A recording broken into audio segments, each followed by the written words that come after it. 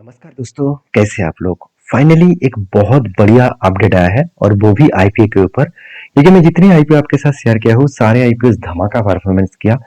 कोई कंपनी 36%, कोई कंपनी 30%, इस तरीके से परफॉर्मेंस देखने को मिला। तो फिर से उसी तरीके से और एक आईपीओ के बारे में डिस्कशन करूंगा। देखिए, मेरा मकसद ये नहीं कि मैं आपको किसी भी कंपनी को रिकमेंड करूं। मेरा मकसद ये है कि आपको मैं वो कंपनी के बारे में जानकारी दे पाऊं।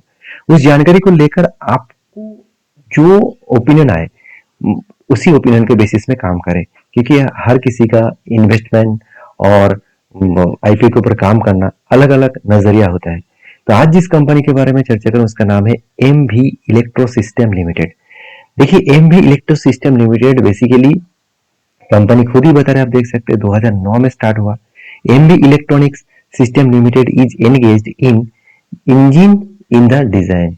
तो मतलब इंजन का जो डिजाइन है व डेवलपमेंट है, उसके साथ असेंबल है, मैन्युफैक्चरिंग है, इलेक्ट्रिकल और पावर इलेक्ट्रिकल सॉरी इलेक्ट्रॉनिक्स जो इक्विपमेंट्स है उसी के ऊपर काम करते हैं।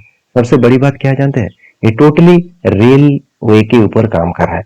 मतलब रेलवे में जितने सारे इंजन वगैरह आप देखते हैं, जितने सारे इंजन के माध्यम से गाड़ी चलते हैं, वो सारे इंजन का मतलब काम यही कंपनी करते हैं। सिर्फ यही कंपनी है, और भी बहुत सारी कंपनी है। ये कंपनी को भी टेंडर मिलता है। तो जैसे देखिए, आप कंपनी खुद ही बता रहे हैं कि रेलवे के कोचेस, साथ ही साथ ईएमयू जो लोकल्स वगैरह होते हैं, साथ ही साथ केबिल जो प्रोटेक्शन होते हैं, साथ ही साथ आप देख सकते हैं मैनेजमेंट प्रोटेक्शन जो है, इलेक्ट्रिकल जो कंपोनेंट्स है, सिस्टम सब सिस्टम जो है, ये सारे चीज कंपनी बनाते हैं। मतलब स्विच गियर से लेकर एक सब सिस्टम तक कंपनी एक ही फील्ड में इतने सालों से काम कर रहा है, और एक बढ़िया कंपनी है। बढ़िया कंपनी इसलिए बता रहा हूँ क्योंकि कुछ पॉइंट्स अभी आपको पता चलेगा, ध्यान से देखिएगा। तो चलो कंपनी के प्रोडक्ट के बारे में जान लेते हैं। देखिए, कंपनी जो प्रोडक्ट है वो मैं अभी आपको आपके साथ शेयर किया, वो सारे प्रोडक्ट का डिटेल्स यहाँ पे कंपनी मेंशन किया। आप यहाँ पे पूरा डिटेल्स चेकआउट कर सकते हैं। मैं आपको ये बताऊंगा कि कंपनी के टोटल 206 एम्प्लॉय है। मतलब उतना बड़ा कंपनी भी नहीं है, क्योंकि मैं बड़ा कंपनी इसीलिए नहीं कह रहा हूँ कि कंपनी के टोटल मार्केट कैप है करीबन 1159 करोड़ के आसपास, ऑलमोस्ट 60 करोड़ आप बोल सकते हैं। तो कंपनी के जो आईपीओ का प्राइस है वो 400 से लेकर 425 तक रखा गया है। और कंपनी इस आईपीओ में टोटल जो फंड इशू कर रहा है वो कितना 290 करोड़। उनमें से पूरा के पूरा फ्रेश इशू है, मतलब सारे पैसा बिजनेस में इन्वेस्ट होगा। अभी क्यों इन्वेस्ट होगा, चलो वो भी आपके साथ शेयर कर लेता हूँ। देखिए, कंपनी बता रहा है कि जो फंडिंग इशू किया जा रहा है उसमें से कुछ कंपनी का फंडिंग इशू किया जाए long term working capital requirement. मतलब लॉन्ग टर्म के लिए काम करने के लिए जो कैपिटल का रिक्वायरमेंट है, उसी कैपिटल के लिए कंपनी 180 करोड़ को उठाने वाला है। उसी के साथ साथ जो investment in research design and development के लिए, मतलब प्रोडक्ट के नया डेवलपमेंट, रिसर्च, नया प्रोडक्ट लॉन्च करना, इसके लिए जो डिजाइन पर्पस होते हैं, जो इंजीनियर्स वगैरह होते हैं, उसके लिए खर्चा करेगा 21 करोड़ के आसपास। तो एक बहुत बेहतरीन कंपनी इसलिए मैं बता रहा हूँ क्योंकि जो कंपनी खुद के आर एंड डी के ऊपर काम कर रहा है और उसके ऊपर ध्यान दे रहा है, उसके ऊपर इन्वेस्ट कर रहा है, तो वो कंपनी का ग्रोथ पोटेंशियल बहुत ज्यादा है। तो चलो, अभी कंपनी का मैनेजमेंट कितना स्ट्रांग है वो आपको फाइनेंशियल डिटेल्स में ही पता चलेगा। देखिए, कंपनी का जो टोटल एसेट है वो 65 से लेकर आज 145 हो गया, मतलब ऑलमोस्ट डबल से भी ज्यादा।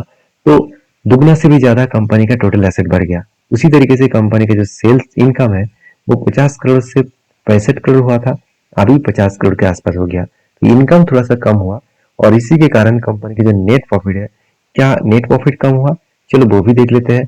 कंपनी के देखिए, अगर प्रॉफिट आफ्टर टैक्सेस देखे तो जो कंपनी 56 लाख का प्रॉफिट किया था, वो इस बार 12 करोड़ का लॉसेस किया। तो ये एक वीकनेस पॉइंट है। तो मन में क्वेश्चन तो आया होगा कि यहाँ पे 12 करोड़ का लॉस कहाँ से हुआ।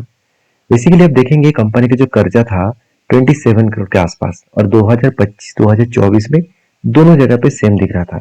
अचानक कंपनी का कर्जा दुगना हो गया, और यही एक रीजन है जिसके कारण कंपनी का बिग लॉसेस हुआ। क्योंकि कर्जा बढ़ने के कारण कंपनी का तो लॉसेस होगा ही, क्योंकि कंपनी का प्रॉफिट उतना होगा नहीं है, क्योंकि सेल्स डाउन हो चुके हैं। तो ये सारे रीजन कंपनी के प्रॉफिटेबिलिटी में एक बहुत बड़ा झटका लगा।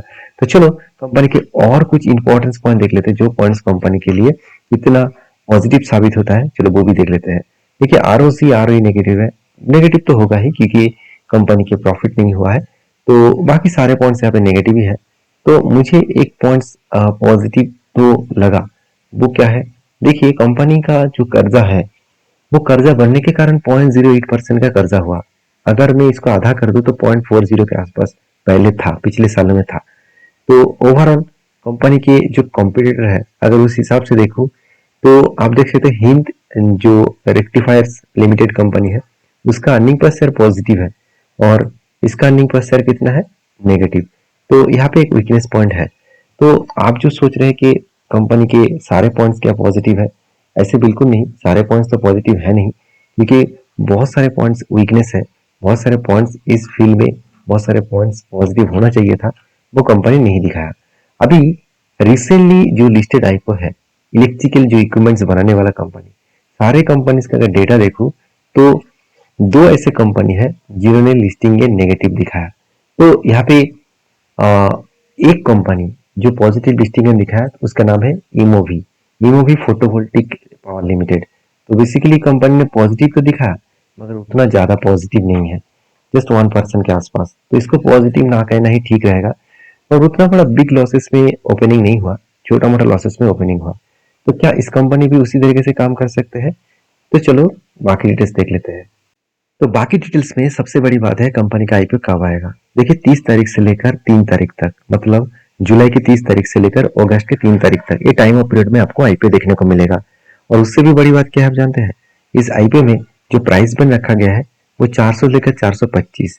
तो मुझे थोड़ा सा यहाँ पे प्राइस बैंड ज्यादा लगा। और इस कंपनी का अगर ग्रे मार्केट पीएम देखूं तो कंपनी बता रहा है कि ग्रे मार्केट पीएम में करीबन करीबन 24% तक अभी जर्नी हो सकते हैं। देखिए ये जब ओपनिंग हुआ तो अभी तक आईपीओ में ओपनिंग डेट आया नहीं है, उससे पहले 24 दिखा रहा है। अगर ओपनिंग और क्लोजिंग डे तक यही परसेंटेज रहे तो एक बड़ा धमाका कर सकते हैं। अगर नहीं रहे तो सोचना इस कंपनी के ऊपर प्रेशराइज बन सकते हैं। अब पॉजिटिव बात यह है कि कंपनी की उस फील्ड में काम करे जिस फील्ड का डिमांड अपकम टाइम्स में बहुत ज्यादा बढ़ने वाले हैं, क्योंकि इलेक्ट्रिसिटी के ऊपर ही पूरा देश का जो मतलब रेलवे है वो चलते हैं, कुछ ही इलेक्ट्रिसिटी में नहीं चलते हैं। तो सारे इंजन बनाने का काम अगर यही कंपनी लेकर रखा है तो इसका ग्रोथ ऑब्वियसली होने वाला है। तो बाकी आपके क्या ओपिनियन है जरूर कमेंट्स करना। मैं लास्ट डे में इस कंपनी के ऊपर ग्रे मार्केट पीएम के साथ साथ सब्सक्रिप्शन भी देखूंगा, उसके बाद काम करूंगा। तो सारी चीजों को फॉलो अप करिए और मेरे वीडियो अच्छा लगे तो इस तरीके से अपडेट पाने के लिए मुझे लाइक करें। Thank you.